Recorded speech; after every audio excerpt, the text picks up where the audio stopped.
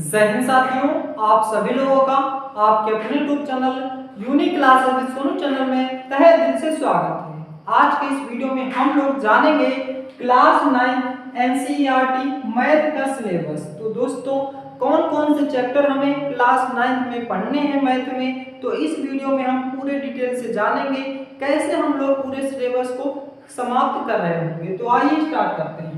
पहला चैप्टर हमको पढ़ना है नंबर सिस्टम, संख्या पद्धति हमें पढ़नी है। कक्षा 9 के मैथ में नंबर सिस्टम पहला चैप्टर रहेगा, जिसमें हम लोग जानेंगे नंबर क्या होता है, पूर्णांक क्या होता है, परिमेय संख्या क्या होता है, प्राकृतिक संख्या क्या होता है, होल नंबर क्या होता है, पूर्णांक संख्या क्या होता है, इंटीजर से। ये सभी के सभी डाउट्स आपके इस वीडियो में, इस चैप्टर में हम लोग जब भी स्टार्ट करेंगे तो पूरे एक एक पॉइंट के साथ इस चैप्टर को स्टार्ट करेंगे और बहुत ही बेहतरीन तरीके से समाप्त करेंगे।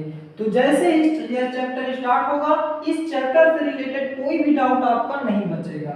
दूसरा चैप्टर हमें पढ़ना है पॉलिनोमियल। पॉलिनोमियल क्या होता है? बहुपद। बहुपद में हम लोग जानेंगे कि बहुपद क्या होता है, इसमें कौन कौन से बहुपद होते हैं, कि जैसे बायोनोमियल, ट्रायनोमियल, ट्रायनोमियल हो गया, डिग्री क्या होती है, पावर क्या होती है। तो इसमें बहुपद में ये सब पॉइंट को पहले हम लोग इसके बेसिक को कवर करेंगे, फिर बाद में एक्सरसाइज को एक एक एक्सरसाइज को अच्छे से डिटेल से पढ़ेंगे, ताकि पहले एक्स्ट्रा फैक्ट जितना भी पॉइंट है सभी पॉइंट को बहुत ही बेहतरीन तरीके से समझ लेंगे। तब हम इसकी एक्सरसाइज को लगाएंगे तो बहुत ही आसानी से एक्सरसाइज समझ में आएगा और आपका कोई भी एक क्वेश्चन डाउट में नहीं छूटेगा। तीसरा चैप्टर हमें पढ़ना है कोऑर्डिनेट जियोमेट्री, निर्देशांक ज्यामिति। कैसे निर्देशांक, कैसे कोऑर्डिनेट जियोमेट्री में कैसे हम लोग ग्राफ बनाते हैं, कैसे कोऑर्डिनेट जियोमेट्री में हम लोग दर्शाते हैं, पूरा एक एक पॉइंट आपको पूरा ग्राफ बना करके समझाया जाएगा। चौथा हमें पढ़ना है linear equation in two variable, दो रैखिक समीकरण, दो वेरिएबल, मतलब कि दो वेरिएबल में रैखिक समीकरण। रैखिक समीकरण हमको पढ़ना है, वेरिएबल क्या होता है, कांस्टेंट क्या होता है, पूरा डिटेल से इस चैप्टर को हम लोग भी समाप्त कर रहे होंगे। पांचवा चैप्टर है यूक्लिड्स ज्योमेट्री। यूक्लिड्स ज्योमेट्री को भी इसी तरीके से हम लोग पूरे फुल एक्सप्लेनेशन के साथ पहले इसकी इंपॉर्टेंट पॉइंट्स को डिस्कस करेंगे, फिर जाके हम इसकी एक्सरसाइज को सॉल्व करेंगे। फिर है लाइंस एंड एंगल्स। लाइंस क्या होता है, एंगल्स क्या होता है, कितने कितने टाइप्स के एंगल्स बनते हैं, ये सभी पॉइंट्स को डिस्कस करते हुए इसके एक्सरसाइज विद एग्जांपल हम लोग इसके चैप्टर को आसानी से समाप्त कर रहे होंगे। सातवां चैप्टर हमें पढ़ना है त्रिभुज। त्रिभुज क्या होता है, त्रिभुज कितने प्रकार के होता है, कौन कौन से त्रिभुज हमें जानने हैं, पूरा का पूरा पहले बेसिक नॉलेज आपको इसमें दिया जाएगा, फिर उसके बाद आपकी एक्सरसाइज स्टार्ट की जाएगी। ये नहीं करेंगे कि पहले एक्सरसाइज करा दें और बेसिक नॉलेज ना हो और क्वेश्चन ना समझ में आए, तो ऐसा डाउट आपका इसमें नहीं बचेगा। आपको पहले बेसिक कॉन्सेप्ट विथ पॉइंट के साथ और फिर उसके बाद हम लोग एक्सरसाइज को समाप्त कर रहे होंगे। आठवां चैप्टर हमें पढ़ना है क्वाड्रिलेटरल्स। चतुर्भुज क्या होता है, चतुर्भुज कितने प्रकार का होता है, समचतुर्भुज, पतंगाकार, ये सभी के समांतर चतुर्भुज। तो ये सभी चतुर्भुज को हम पहले विस्तार से चित्र के माध्यम से समझेंगे, उसके बाद इसके एक्सरसाइज को पढ़ेंगे। फिर इसके बाद सर्किल्स, वृत्त क्या होता है, वृत्त कैसे बनता है और वृत्त में क्या क्या पॉइंट्स होता है, व्यास क्या होता है, रेडियस क्या होता है, इसका क्षेत्रफल क्या होता है, इसे निकालेंगे, परिमाप क्या होता है वृत्त का। तो ये सभी के सभी पॉइंट्स इसमें डिस्कस करेंगे और इस चैप्टर को बेहतरीन तरीके से समाप्त करेंगे। 10वां चैप्टर है हीरोन्स फार्मूला। हीरोन्स फार्मूला क्या होता है, कौन से वैज्ञानिक हैं जिन्होंने हीरोन्स फार्मूला दिया और कैसे इसको हमें क्वेश्चन में अप्लाई करना है, ये सारी बातें जानेंगे और इस चैप्टर को बेहतरीन तरीके से समाप्त करेंगे।